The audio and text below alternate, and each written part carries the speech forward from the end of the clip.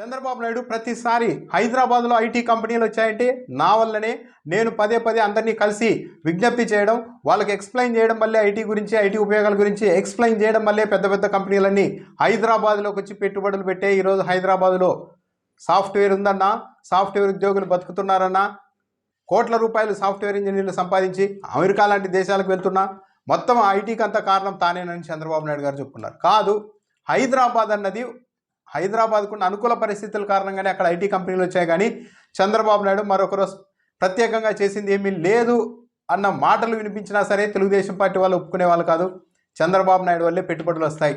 ఒక ప్రాంతాన్ని చూసి కాదు, చంద్రబాబు నాయుడు గారి స్కిల్స్ని చూసి, ఆయన ఎక్స్ప్లెయిన్ చేసే విధానాన్ని, ఒప్పించే విధానాన్ని చూసే పెట్టుబడులు వస్తాయని చెప్పేవాళ్ళు. అయితే ఇది అవాస్తవమని ఈరోజుతో తేలిపోయింది.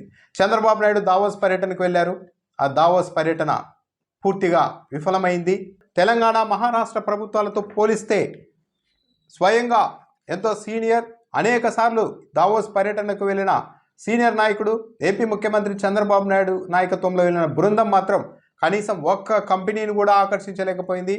ఒక్క కంపెనీకి కూడా నమ్మకం కలిగించలేకపోయింది. మహారాష్ట్ర ఏకంగా 15.7 లక్షల కోట్ల రూపాయల విలువైన పెట్టుబడులకు సంబంధించి ఎంఓయూలు చేసుకుంది. 15.7 అంటే దాదాపు 16 లక్షల కోట్ల రూపాయలకు సంబంధించిన ఎంఓయూలు చేసుకుంది. ఈ పర్యటన మొదలైనప్పుడు మీడియా మొత్తం రేవంత్ రెడ్డి, చంద్రబాబు నాయుడు మధ్య పోలిక పెట్టి కథనాలు వేశారు. చంద్రబాబు నాయుడు మోస్ట్ సీనియర్, ఆయనకు ఎంతో వాల్యూ ఉంది, ప్రపంచవ్యాప్తంగా గుర్తింపు ఉంది. అలాంటి చంద్రబాబు నాయుడుతో రేవంత్ రెడ్డి పోటీ పడగలుగుతారా, తెలంగాణకు పెట్టుబడులు తేగలుగుతారా, అటు వరుసగా కథనాలు, విశ్లేషణలు వేశారు. అయితే రేవంత్ రెడ్డి అత్యధికంగా పెట్టుబడులు కూడా సాధించుకున్నారు తన రాష్ట్రానికి.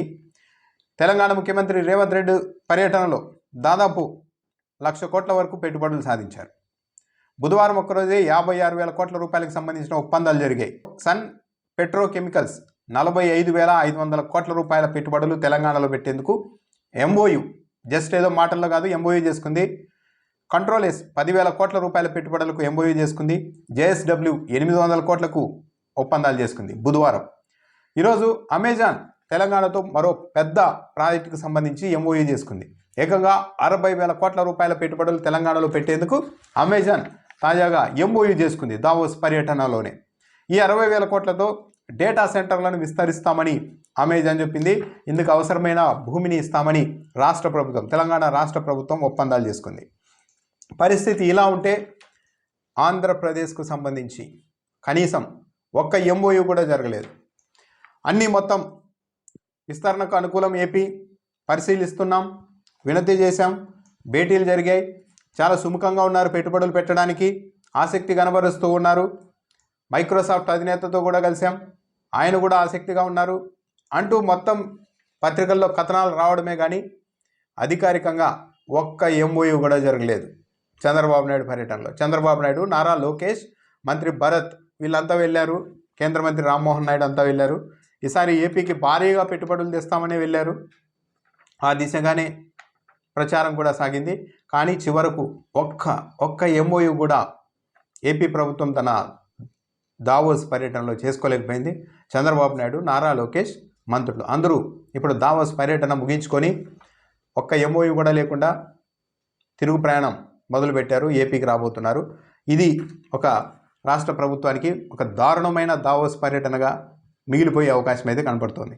అన్ని మాటలు, వాళ్ళని కలిసాం, వీళ్ళని కలిసాం, ఆసక్తి కనబరిచారు, ఆతృతగా ఉన్నారు, ఏపీతో కలిసి పనిచేయడానికి వాళ్ళు ఎంతో ఉత్సాహంగా ఉన్నారు అంటూ 2 రోజులుగా కథనాలు రాశారు. కానీ చివరకు ఎంఓయూలు ఎన్ని జరిగాయంటే ఇది పరిస్థితి. ఒక్క ఎంఓయూ జరగలేదు.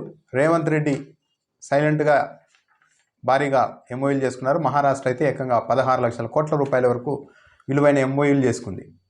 సో చంద్రబాబు నాయుడు దావోస్ పర్యటన దీన్ని బట్టి పూర్తిగా విఫలమైంది అన్న అభిప్రాయం అయితే వ్యక్తమవుతుంది. కాకపోతే దీన్ని ఎలా కవర్ చేస్తారు? లేదు, ఇది విఫలం కాలేదు, ఎంఓయూలు జరగనంత మాత్రాన ఏం కాదు, కానీ మొత్తం బీజం వేసి వచ్చాం, త్వరలో అద్భుతాలు జరుగుతాయి అని మళ్ళీ ఏమన్నా ప్రచారం చేస్తారా అన్నది చూడాలి ఇంకా.